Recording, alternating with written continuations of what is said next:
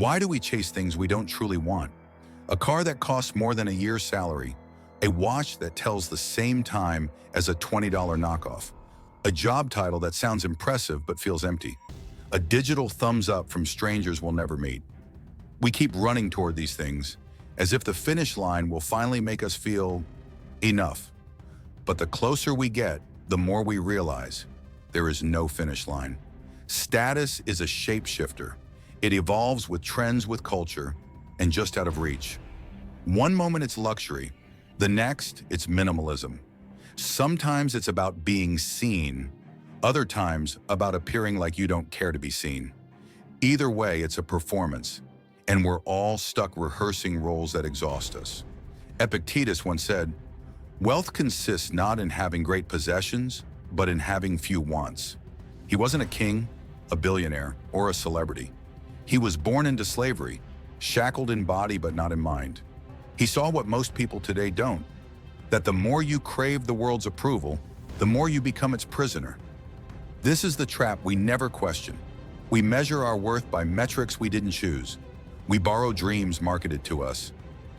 We worship at the altar of likes, clout, and curated lives, forgetting that status, like any drug, offers a high with a cost, and that cost is freedom. Look around. Everyone is performing. Everyone is selling something, even if it's just the illusion of a perfect life. But behind the smiles, behind the filters, behind the show, there's a quiet crisis. A generation chasing things they don't even believe in. And the deeper they chase, the more hollow it feels. So here's the real question. What if everything you've been chasing was never meant to make you whole, just to keep you busy? Let's begin. Over 2,000 years ago, in the Roman Empire, a boy was born into chains. His name was Epictetus. He owned nothing, not even himself. But while his body was bound, his mind was not. He saw even in slavery that the greatest prison was not the one made of iron, but the one built in the mind. And so he did something radical. He refused to let the world dictate what he should value. Epictetus believed true freedom came not from status, wealth, or power over others, but from self-mastery, from the ability to say, "This I will not let disturb me, that I will not pursue." To him, power was not domination, it was discipline. It was detachment from the things that make us beggars in disguise: praise, validation, appearance. Fast forward to today, you wake up, scroll your feed, and within seconds, you're comparing someone's vacation, someone's body, someone's lifestyle. You feel behind, inadequate. You start adjusting yourself, not to your own standards, but to the invisible scoreboard of strangers. Social media was supposed to connect us. Instead, it dissected us, turning life into a pageant where performance matters more than peace. This is not new. Epictetus warned about it. In his time, it wasn't Instagram. It was public applause, position, approval of the Senate. But the mechanism was the same: the erosion of the soul in exchange for recognition. He called it slavery of the spirit, and today the chains are digital, but no less real. Every post is curated, every success flaunted, every failure hidden, and we, spectators and performers at once, feel emptier with each scroll. Because deep down, we know we're not being real. We're being seen. Epictetus taught that if you base your value on anything outside your control, you've already lost it. That advice once applied to Roman politics. Now it applies to your notifications. He wasn't trying to be profound. He was trying to survive with his mind intact. And in a world where everyone is selling you a version of yourself to aspire to, maybe that's what we need. Not more ambition, but more sovereignty. Not more status, but more silence. If you've ever felt like you're chasing success just to feel good enough, stick with us. Because up next, we're getting into why chasing status doesn't really work, and what you can do instead to feel more at peace. Keep watching. The answers are coming. Why do we care so much about being liked? Why does it bother us when someone ignores our message, unfollows us, or fails to applaud something we've done? The answer goes deeper than insecurity. It's biology. Thousands of years ago, approval wasn't a luxury. It was survival. In tribal societies, being accepted by the group meant safety. Belonging wasn't just emotional, it was existential. If you were cast out, you weren't just alone. You were vulnerable, exposed, and likely dead within weeks. So our brains evolved a warning system: discomfort when we're excluded, pleasure when we're praised. But here's the catch. That same evolutionary mechanism is now being exploited. We no longer live in tribes. We live in algorithms. Social media platforms tap directly into our ancient psychology, offering hits of dopamine every time we get a like, a comment, or a follower. But just like sugar or nicotine, the high doesn't last. And the more we chase it, the more we need it to feel okay. Modern psychology calls this the reward prediction error. It's when the brain gets just enough pleasure to keep going, but never enough to feel satisfied. Like a lab rat pressing a lever, hoping the next time will finally be it. The right post, the right moment, the right number. And yet, the emptiness always returns. Social comparison theory explains the rest. We don't measure success objectively, we measure it relatively. You're not upset that your photo got 200 likes. You're upset that hers got 800. You're not unsatisfied with your car. You're unsatisfied because his is newer. We constantly measure ourselves against others, not to understand who we are, but to determine whether we matter. This is where the illusion becomes dangerous. We start shaping our identities around what gets approval. We stop saying what we believe. We post what we know will perform. We build brands, not selves. And every time we seek that validation, we give away a little more of our autonomy, until we no longer know who we are without the applause. Epictetus saw this long before the age of screens. He wrote, "If you want to be powerful, stop needing anything outside your control. Praise? Not in your control. Fame? Not in your control. Opinion? Never yours to govern. The more you desire those things, the more power you hand over to strangers. This is the invisible chain, a life dictated by reactions. You look free, but every decision is an echo of someone else's judgment. You think you're climbing a ladder, but it's leaning against a wall that leads nowhere. Status is a trap that rewards you for staying in it. The longer you seek it, the more you believe it defines you. And the more you believe that, the further you drift from yourself. Not better, just louder, just busier, just emptier. What if the version of success you're chasing was never really yours? Think about it. From the moment you could understand language, you were told what winning looks like. Good grades, good job, nice clothes, impressive friends, a big house, a bigger following, and even bigger ambition. You didn't choose these metrics. They were assigned to you, not out of malice, but tradition and repetition and fear. So like everyone else, you started to play the game. You got the degree, you joined the firm, you started building the life that was supposed to make you feel whole, but something inside you kept whispering, "This can't be it." You silenced that voice. You pushed forward. You thought maybe more would fix it. Maybe the next promotion, the next milestone, the next round of applause. But what if the ladder you're climbing was placed against the wrong wall? We live in a world where success is no longer defined by peace, but by performance. You must be visible, admired, celebrated, optimized, efficient, always grinding, always scaling. You don't have a brand, you are one. And yet, behind the curated images and confident bios, something strange happens. The most successful people, the ones we're told to envy, are often among the most quietly broken. CEOs battling burnout, influencers confessing loneliness, celebrities caught in endless cycles of addiction, insecurity, and depression. Not because they're weak, but because they believe the same lie you were told, that validation equals worth. But it never does. The external world rewards what looks good, not what feels good. So people start to wear their smiles like armor.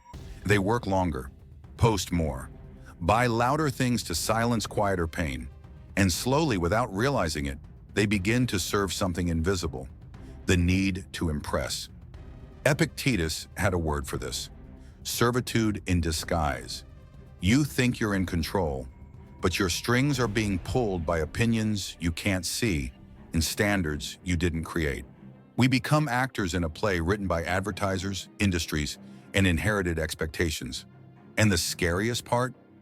Most people never stop to ask, whose applause am I chasing? Think of how many choices in your life were made for image, not fulfillment. A job that made your parents proud, a relationship that looked good on paper, a lifestyle that felt expensive but hollow. You didn't choose it. You were conditioned to crave it. But craving is not the same as wanting, and admiration is not the same as love. So ask yourself, when you strip away the titles, the followers, the trophies, what remains? Who are you when no one's watching? Because if the answer feels blurry, maybe it's time to stop chasing someone else's definition of success and start building your own. One that doesn't need applause to be real, one that feels like peace. What if the answer isn't to want less, but to need less? Epictetus didn't teach people to abandon the world. He didn't say success, beauty, or recognition were evil. He simply said this: don't let them own you. This is where the Stoic idea of preferred indifference comes in. It's not about rejecting everything. It's about seeing clearly what matters and what doesn't. Wealth? Sure, enjoy it, but don't need it. Fame? If it comes, fine. If not, still fine. Praise? Accept it, but never depend on it. This is the paradox of real power: to enjoy the world fully, while staying free from it internally. Because the moment your happiness hinges on something outside your control, you've traded freedom for dependency. You've handed over the keys of your peace to something or someone that can vanish in an instant. Viktor Frankl, a Holocaust survivor and psychiatrist, once wrote, "Everything can be taken from a man but one thing, the last of the human freedoms, to choose one's attitude in any given set of circumstances." He lost everything: family, freedom, identity, but he refused to let the external world destroy his internal clarity. That's not weakness. That's the ultimate rebellion. In a world obsessed with noise, with bigger numbers, with more, imagine how radical it is to want nothing from anyone, to speak without fear, to create without chasing trends, to live without the constant performance. You don't need to disappear to do this. You don't have to move to the mountains or delete your account. You just need to stop making your self-worth negotiable. This is what the minimalists, the mystics, the monks, and yes, even modern rebels, all figured out. That peace isn't something you earn. It's something you stop trading for attention. The world will always tempt you with dopamine, with drama, with applause. But once you taste what it's like to not need it, to move through life untouched by the chaos, you begin to realize something. Indifference is not apathy. It's mastery. It's knowing the difference between what excites you and what enslaves you. Who are you when no one's watching? Not the name on your resume, not the face in your profile picture, not the version of you that shows up polished, filtered, and optimized, but the raw version, the silent one, the one behind the roles, behind the effort, behind the mask. Would you still feel like someone, or would you feel like no one? The fear of being nobody runs deep. It's not just philosophical, it's psychological. From the time we were young, we were told that being worthy meant being impressive. Smile when guests arrive, achieve more to be praised, get noticed to be loved. Slowly we learned to perform, not for joy, but for survival. We began to associate value with visibility, and invisibility with failure. That fear didn't come from nowhere. For many, it was planted in childhood, through emotional neglect, unrealistic expectations, or a quiet message that love had to be earned. That attention was the currency of safety. And so we became addicted to being seen, because somewhere in the past, being seen meant being safe. But applause can't heal a wound. It can only distract from it. The more we chase validation, the more we numb the original pain, the ache of feeling invisible in moments that mattered. Stoic philosophy doesn't ignore this. It just says, your worth is not up for debate. Not by parents, not by strangers, not by followers. You were born whole, and every layer of performance you've added since was a strategy to survive a world that made you forget that. So ask yourself, Who would you be if you no longer needed to prove anything? What would you say, do, or feel if you didn't need it to be impressive? Would you rest more? Would you create differently? Would you finally feel free? Because freedom isn't the absence of struggle. It's the absence of pretending. It's knowing that you are not the applause you receive, nor the silence that follows when it disappears. You're something far more permanent, something no metric can measure. You are the voice behind the performance, and it's time to start listening to it. What if real influence isn't about being seen, but being unshakable when no one's looking? We live in a world that equates visibility with value. If you're not on stage, you don't matter. If you're not posting, you're falling behind. If your life isn't witnessed, it feels wasted. But there's a quiet paradox hiding in plain sight. The most powerful people in history, the ones who reshaped thought, shifted culture, or endured the darkest storms, were rarely the loudest. They weren't chasing fame. They weren't selling themselves. They were anchored, focused, unbothered by recognition. Some lived in exile, others in silence, some in monasteries, others in prison. And yet they radiated something that couldn't be bought or staged: self-command. Epictetus said, "Don't explain yourself to others. If you care too much what they think, you've already lost." In one sentence, he dismantled the entire modern obsession with performance. Because the moment you're explaining yourself to be accepted, you're no longer free. You're negotiating your truth. There is a different kind of power, not built on noise, but on integrity. Not on appearance, but on alignment. It's the power of being rooted in your values when no one is clapping, of knowing what matters and letting go of the rest. This kind of life doesn't trend. It doesn't scream. It doesn't beg for validation. But it endures, and it transforms. Because in a world addicted to attention, the one who no longer needs it becomes unstoppable. That's real greatness. And it begins the moment you stop trying to be impressive and start becoming unshakable. You were never broken, just distracted. You thought you needed more to be whole, more applause, more attention, more approval. But the chase was never the cure. It was the symptom. You don't need to stop chasing entirely. Just change the direction. Don't chase what fades. Chase what lasts. Don't chase being known.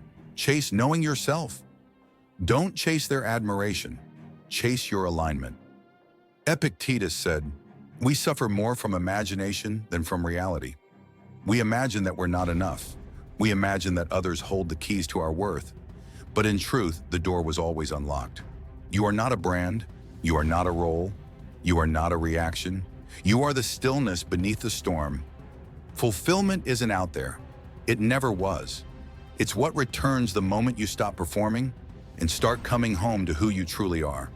If this made you think differently, you're not alone. There's more coming. Subscribe for deeper dives into the truths most people avoid, and hit the bell so you don't miss what's next. Your mind deserves more than noise. It deserves clarity.